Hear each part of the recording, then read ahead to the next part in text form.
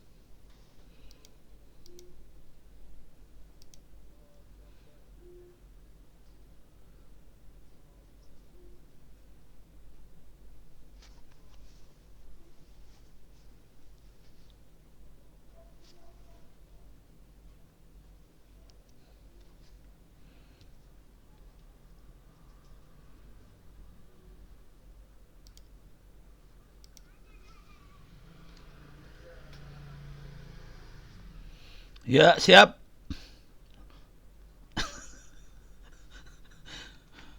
Terima kasih Pak Hafiz. Mas Denis, itu bisa dijawab juga tuh pertanyaannya pakai chat aja juga nggak apa-apa sih.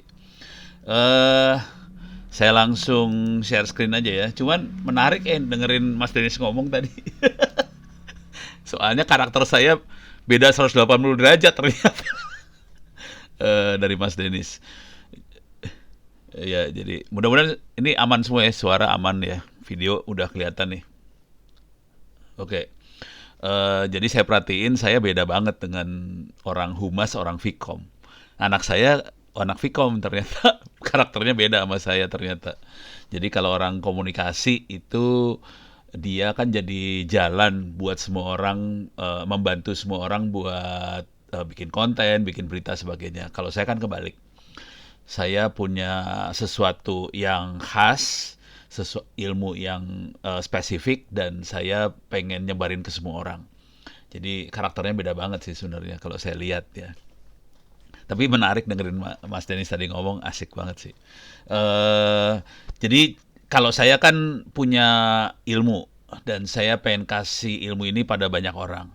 Jadi konten saya kalau berbentuk video biasanya panjang karena sebetulnya video saya adalah rekaman dari kuliah saya. Jadi parah kontennya, saya masuk aja ya. Ini saya kecilin, saya masuk ke, saya punya dua channel. Karena tadinya channelnya satu mau di delete sama Google. Ini saya masuk yang ini sekitar 100 ribuan follower, 186 ribu follower, yang satu lagi sekitar 4.000 follower karena channelnya lebih baru. Ini ya, jadi channelnya kayak gitu. Saya akan coba fokus bagaimana. Jadi kontennya sih blow on banget sih, jujur. Kontennya blow on banget. Ini saya kasih lihat di sebelah kanan atas. Ini software namanya Kazam. Ini kalau kelihatan kanan atas lagi recording. Kalau udah selesai ya saya finish, nanti saya upload. Saya upload apa adanya. Jadi kalau kuliah 1 jam ya saya upload 1 jam. Kagak diedit, males, nggak ada waktu buat ngedit. Jadi saya upload ya apa adanya aja. Dan saya itu banyaknya screen recording. Yang saya record adalah layar, waktu presentasi, suaranya ikut masuk, kagak diedit, upload, jebret. Jadi parah banget sebenarnya kalau dibandingkan dengan Mas Denis yang tadi ya. Kalau Mas Denis karena dia harus menarik orang, ya udah harus diedit segala macam. Kalau saya nggak, ngajar video jebret upload jebret dah. Nah ini saya akan ngasih lihat dari kondisi yang tapi ini saya ngasih tahu dulu ya, saya ada di YouTube. Videonya ada sekitar berapa ini, lupa. Coba lihat channel saya di YouTube, videonya oke. Videonya ada 3.500 video, subscribernya 168.000, yang satu lagi 4.000-an subscriber. Saya ada Facebook, cuman hampir 169.000 follower. Dan ini kalau dilihat isi kontennya parah banget sih. Isi kontennya cuman isinya pengumuman doang. Akan ada webinar, akan ada parah banget. Jadi konten saya blow on banget sih sebenarnya. Cuman ngasih tahu ini ada buku lagi di launching, bisa pesen sekian, followernya segitu. Jadi isinya kalau kalau saya yakin kalau dilihat sama Mas Denis ini isinya gelo banget. Jadi isinya cuma kayak gini aja sih. Cuma ngasih tahu aja, isinya parah. Parah banget, separah ini Facebook saya. Satu lagi LinkedIn, isi saya juga nggak beda jauh sama Facebook saya. Isinya pengumuman-pengumuman aja sih isinya kayak gitu. Jadi ya udah, kasih tahu ada ini. Nah, yang penting sebenarnya yang kejadiannya di sini semua bisa kelihatan banget di Twitter sih sebenarnya. Di YouTube nggak terlalu, di Twitter sangat kental banget. Ini saya masuk notifikasi, kelihatan banget di bagian notifikasi saya. Ini saya ngasih tahu nih jam 4. Saya fokusnya saya pengen ngomong ke arah cari duit ya, bukan cara bikin kontennya sih. Gimana cara cari duit dari konten di media sosial. Ini ada webinar ini, terus saya ngasih tahu lagi ada ini, terus nah kalau ada orang tanya saya jawab kalau di Twitter terutama di Twitter ya. Kalau di YouTube kadang-kadang saya jawab, kadang-kadang enggak. Soalnya banyak banget pertanyaan di YouTube, akhirnya nggak kekejar sih. Jadi saya sering tanya jawab, tanya jawab. Jadi isinya kayak gini sih di Twitter saya. Saya lebih aktif di Twitter daripada di media sosial yang lain. Jadi bentuknya teks, tanya jawab. Oke. Nah, ternyata dari tanya jawab itu orang akhirnya nempel. Jadi follower Twitter saya lebih banyak daripada media sosial yang lain. Bisa kelihatan nggak ya? Coba saya lihat Twitter saya ada berapa ya? Nggak tahu. Wih, Purbo, coba lihat. Follower saya ada 385.000. Oke, isinya tanya jawab sih. Jadi kalau dilihat isinya tanya jawab. Akibat dari tanya jawab itu karena pertanyaan dan jawabannya bisa dibaca semua orang, akhirnya kayak forum sih bentuknya. Jadi bentuknya kayak forum, orang bisa lihat jawaban-jawaban yang sebelum-sebelumnya, orang juga bisa nanya. Jadi bentuknya kayak forum gitu. Dan ternyata ini jadi menarik karena Ono menjawab pertanyaan orang, orang akhirnya banyak nempel di Twitternya Ono dan akhirnya jadi kayak forum diskusi. Seperti tadi Mas Denis juga bilang, dia kan suka dengan diskusi. Saya juga suka diskusi banget, lebih suka diskusi sih sebenarnya. Cuman saya butuh media sosial lain, apakah YouTube atau yang lain untuk memberikan, mendeliver pengetahuan tadi. Tapi kalau mau jujur terus terang, YouTube saya pakai untuk semacam arsip. Jadi saya ngasih kuliah, arsipnya taruh di YouTube. Jadi konsekuensinya YouTube-nya filenya gede-gede, 1 jam, kadang-kadang 2 jam, nggak diedit. Jadi lagi ngajar nggak diedit, udah upload aja. Males banget ngedit soalnya nggak ada waktu. Jadi kira-kira kayak gitu. Nah sekarang apa hubungannya ini semua dengan cari duit? Oke, tadi saya lihat ada yang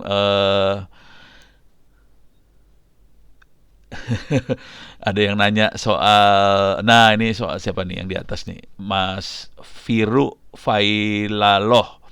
Bagaimana cara strateginya agar channel konten bisa dimonetisasi?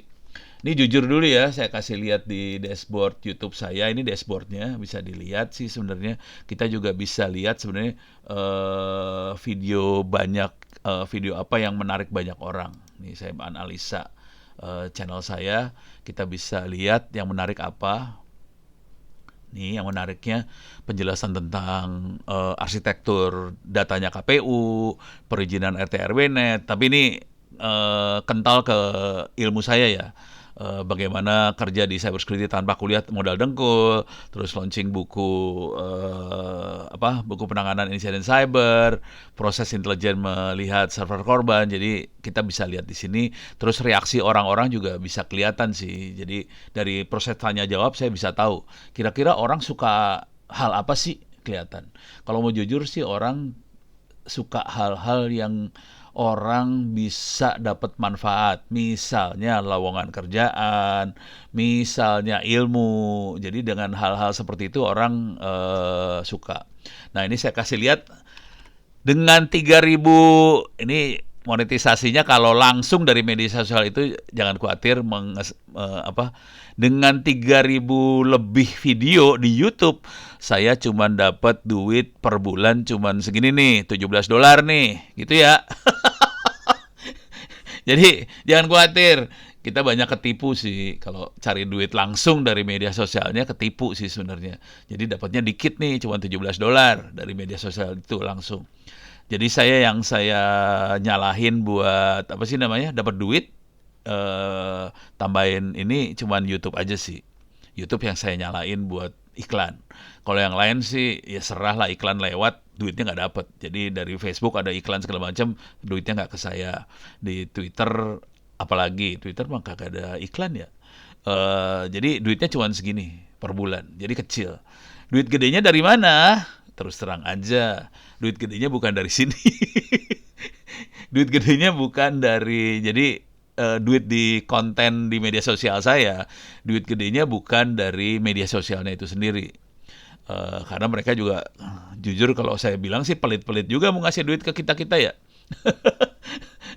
Paling gede, paling kali kalau kita bisa jadi ngendorse sesuatu, bisa gede itu duitnya kalau kita endorse ya. Misalnya saya bikin konten, udah gitu saya pakai alatnya siapa segala macam. Cuman seringkali saya juga nggak diduitin yang itu. Jadi kalau dalam kasus saya, kalau misalnya saya ngajar, seringkali saya kan harus pakai alat nih. Misalnya router, pakai Linksys lah, pakai Mikrotik lah, pakai Ubiquiti lah, pakai apa segala macam.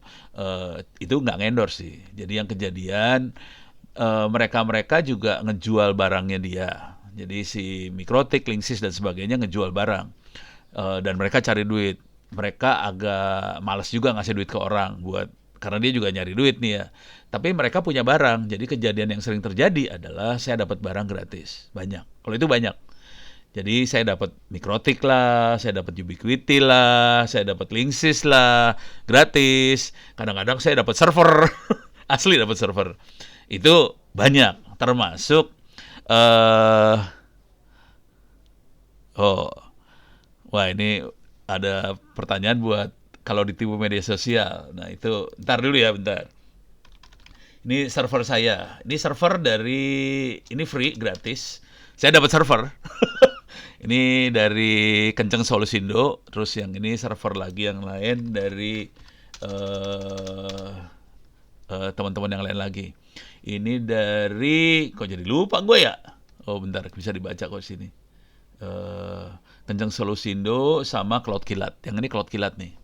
Nih, makanya saya tulis nih. Situs ini donasi mesin dari Kenceng Solusindo. Kalau yang ini dari Cloud Kilat. Jadi saya dapat server juga. Dapat server.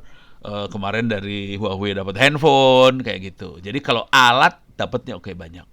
Nah, kalau duit biasanya akan dapat pada saat kita diminta ngasih ceramah secara fisik. Jadi misalnya kalau kita konten ini ya, nggak usah konten IT lah. Misalnya konten tentang memasak, konten masak.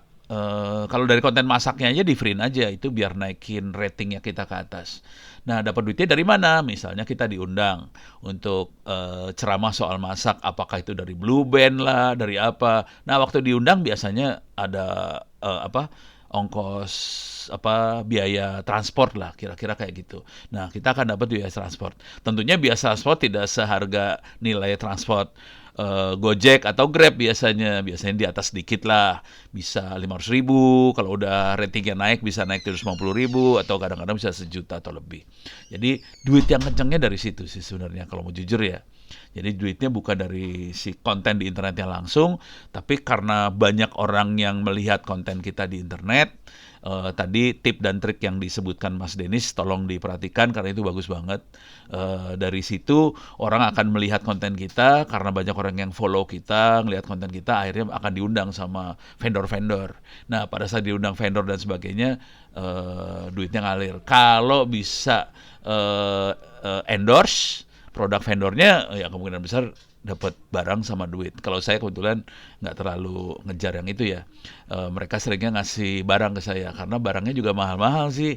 Harddisk bisa jutaan kalau harddisk aja. Jadi saya kemarin juga dapat dari Western Digital, itu harddisknya lumayan.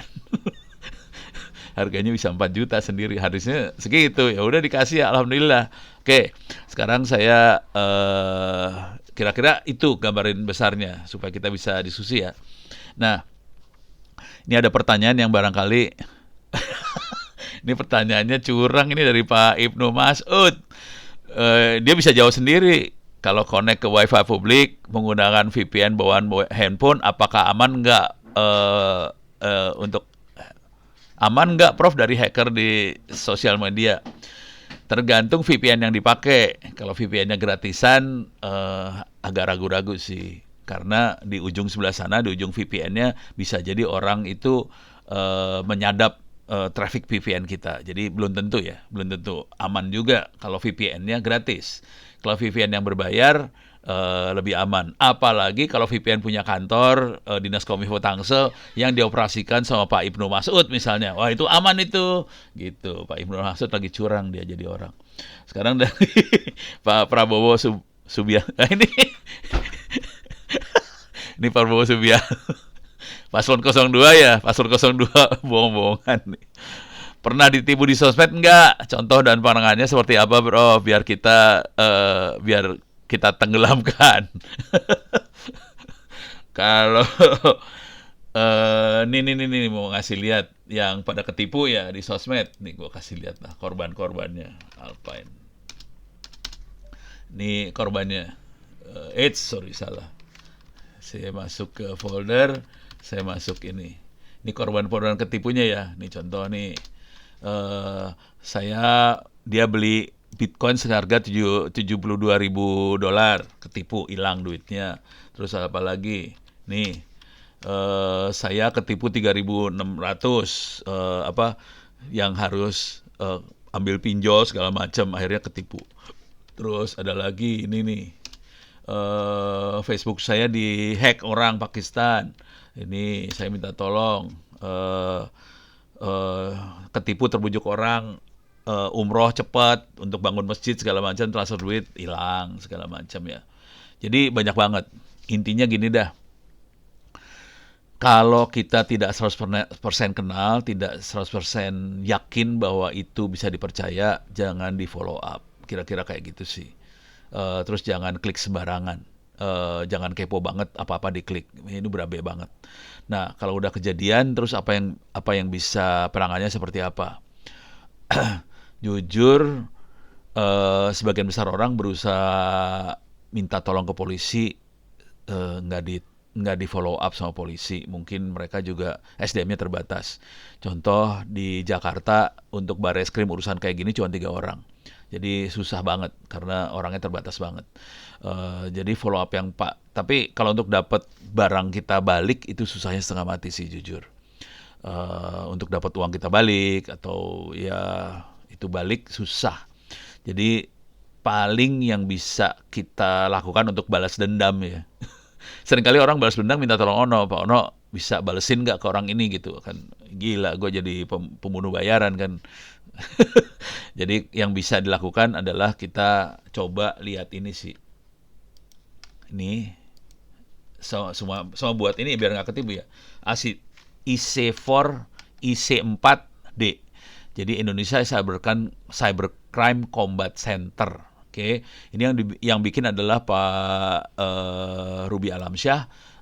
Anda bisa cek APK, cek pesan penipuan, bisa juga laporan penipuan, bisa cek layan data rekening bank. Ini rekening banknya penipu bukan, email ini penipu bukan, link URL ini penipu bukan, fintech ini, ojol ini penipu bukan, nomor telepon ini penipu enggak. Jadi ini semua bisa dicek di ic4d.id. Oke, tolong dilihat aja untuk ngecek semuanya.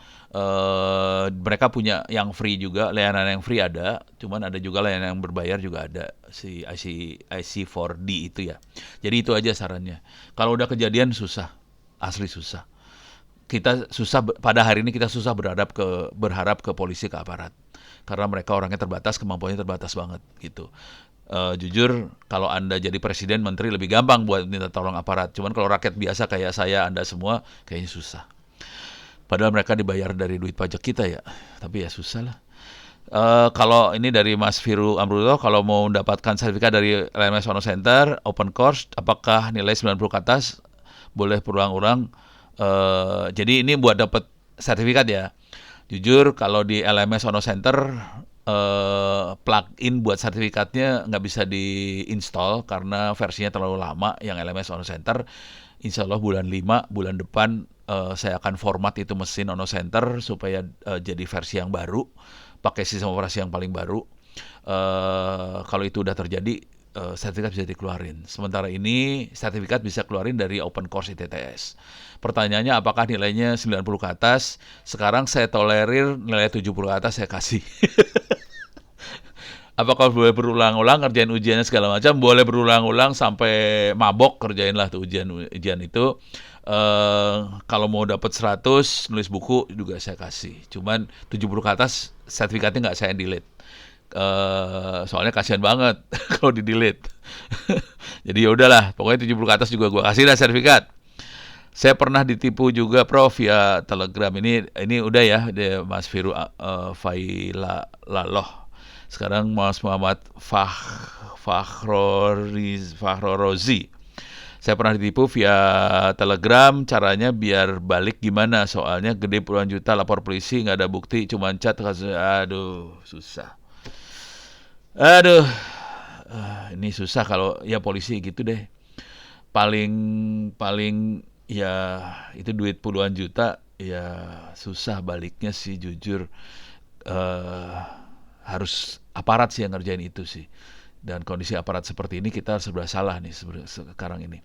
Kalau Anda punya eh orang kepolisian segala macam lebih gampang ceritanya, cuman kalau nggak punya susah. Ini ya minta maaf nih buat Mas Muhammad Fakhorozi. Iya susah emang, kondisinya susah. Ini serba salah. Kalaupun minta tolong sama aparat, ini sebetulnya teman-teman IC4.D itu, IC4.D itu mereka kerjanya forensik. Cuman untuk bayar Pak Ruby Alamsyah nggak mahal, nggak murah ya, gitu. Jadi bisa sebetulnya. Cuman akhirnya bayarnya mahal juga. Kalau duit kita yang hilang misalnya belasan juta, bayar Pak Ruby belasan juta juga kan nggak balik modal gitu ceritanya gitu sih. Jadi serba salah nih sekarang, minta maaf. Gitu. Ya, saya ngerti gimana rasanya soalnya istri saya juga pernah kena sih. Gitu. Oke, mudah-mudahan udah kebayang. Saya balikin ke Pak Hafiz. Silakan Pak Hafiz. Saya kembalikan.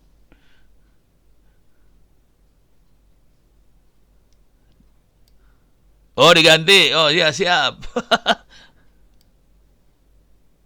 Oh, dia harus kuliah ya. Sok, silakan.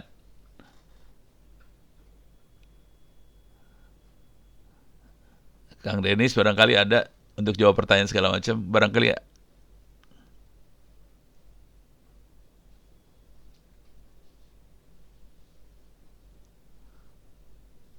Nggak ada kayaknya Kang Denis sudah aman. Ya kalau nggak ada bisa ditutup. Cuman gini aja deh. Kalau ada apa-apa silahkan hubungi saya di email Ono. Saya tulis aja ya kali ya. Jadi kalau ada apa-apa saya bisa dihubungi di email ono@indo.net.id. Cuman kalau sifatnya ngobrol bisa pakai Twitter sih, itu Twitter saya. Saya orang Twitter banget. Jadi beda sama anak muda sama Mas Denis yang orang IG kayaknya. Saya orang Twitter. Lebih suka tulisan. Wajah saya juga males ditampilin di YouTube kalau lihat video saya kebanyakan screen recording, bukan ono ngomong mukanya kelihatan enggak sih. Jadi silakan kalau ada apa-apa silakan di email sama Twitter. Oke, terima kasih. Saya balikin lagi.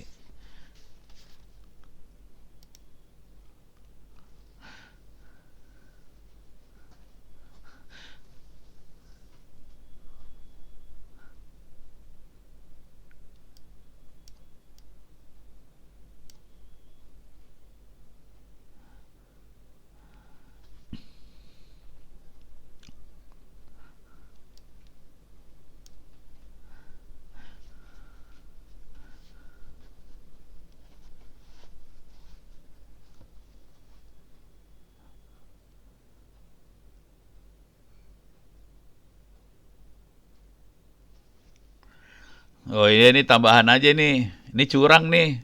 Moderatornya curang, nggak memperkenalkan diri dia. Jadi moderatornya ini namanya Noras.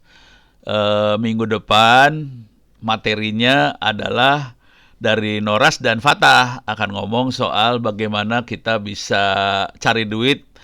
Noras ini lagi kuliah, jadi modalnya cuma ijazah SMA doang ya. Jadi minggu depan Noras akan ngasih materi nih sama Fatah berdua. Dua-duanya adalah mahasiswa di TTS dan lagi kuliah. Bagaimana kita bisa berkarya, bekerja dengan modal ijazah SMA atau SMK. Gitu ya Noras ya. Minggu depan, minggu depan.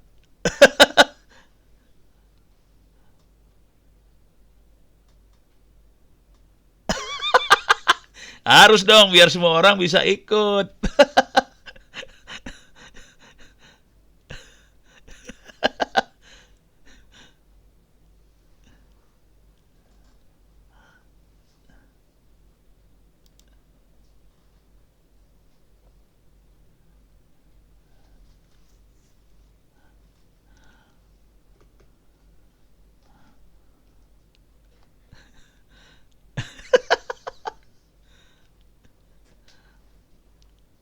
Ya, siap. Yuk, terima kasih.